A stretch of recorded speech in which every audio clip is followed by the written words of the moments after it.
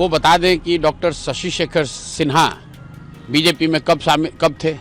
BJP के कार्यकर्ता थे या बीजेपी से जुड़े हुए थे, इसका तो कोई मतलब ही नहीं है ना। वो तो छोड़कर आकर यहाँ पर जनसुराज में शामिल हो गए। अगर वो बीजेपी के इतने ही अनुशासित कार्यकर्ता थे तो फिर वो जनसुराज में क्यों आए थे? लेकिन ये जो चित्र है अपने दर्शकों को दिखाइए कि ये अमित शाह जी उस दिन, जिस दिन नामांकन चल रहा है, उस दिन मुटरू शाह को अपने साथ क्यों रखे हुए हैं। बिहार में पहले हम लोग देखते थे बूथ लूटा जाता था।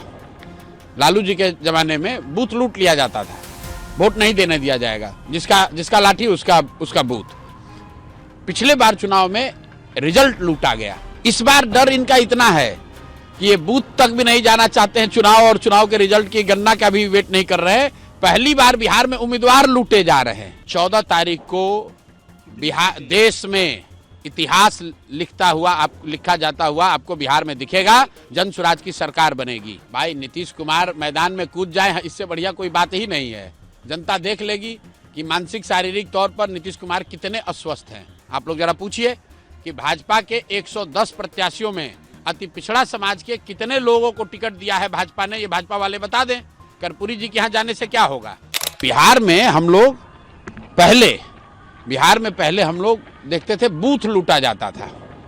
लालू जी के जमाने में बूथ लूट लिया जाता था, वोट नहीं देने दिया जाएगा, जिसका लाठी उसका बूथ। पिछले बार चुनाव में रिजल्ट लूटा गया। बिहार के गांव-गांव जाइएगा, लोग बताएंगे, राजनीतिक तौर पे जो जानकार लोग हैं, कि पिछली बार कम से कम 10 से 15 सीटों को जो क्लोज कॉन्टेस्ट था वो एनडीए ने जबरदस्ती रिजल्ट अपने हिसाब से घोषित करवा दिया। इस बार डर इनका इतना है कि ये बूथ तक भी नहीं जाना चाहते हैं चुनाव, और चुनाव के रिजल्ट की गणना का भी वेट नहीं कर रहे हैं। पहली बार बिहार में उम्मीदवार लूटे जा रहे हैं।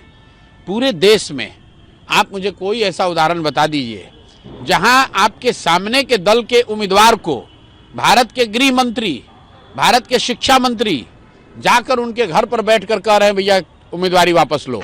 और ये कह रहे हैं, मेरे पास उसका रिकॉर्डिंग नहीं है लेकिन फोटो है, आप देखिए, अपने दर्शकों को दिखाइए कि भाई ये धर्मेंद्र प्रधान है कि नहीं है। और ये सत्य प्रकाश तिवारी, इन्होंने जनसुराज के तौर पर नामांकन दिया है कि नहीं दिया है।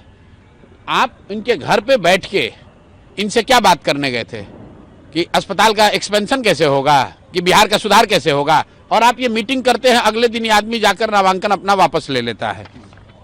ये जो गृह मंत्री हैं अमित शाह जी और धर्मेंद्र प्रधान, दोनों का फोटो इसमें है। इसमें वो व्यक्ति शामिल है जिसको कि उस दिन नामांकन करना था। नामांकन करने का अंतिम दिन उस व्यक्ति को अमित शाह अपने यहाँ बुलाकर रोक लिए। आप बताइए, देश का गृह मंत्री अगर किसी भी व्यक्ति को बुला के रोक लेगा तो उसको तो रुकना ही पड़ेगा।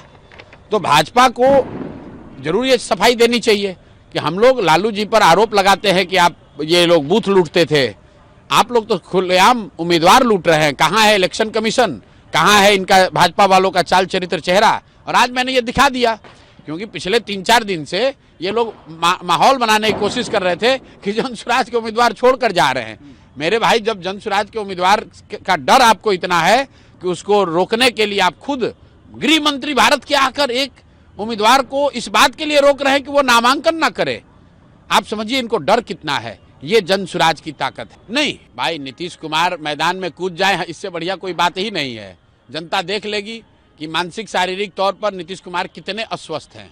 नीतीश कुमार आए, भाषण दें, ताकि लोग समझ सकें कि नीतीश कुमार की मानसिक शारीरिक स्थिति क्या है और कैसे जैसे भाजपा 7 लोगों की हत्या के आरोपी 7th फेल सम्राट चौधरी को बिहार की जनता पर थोप रही है, उसी तरह मानसिक और शारीरिक रूप से थके और बीमार नीतीश कुमार को जबरदस्ती ये मुख्यमंत्री का मुखौटा बनाकर पीछे से बिहार पर राज करना चाहते हैं। और ये बात जनता देखेगी जब नीतीश कुमार जाएंगे। तो देखिए, महागठबंधन में तो कभी वो था ही नहीं। महागठबंधन कभी एक साथ था ही नहीं।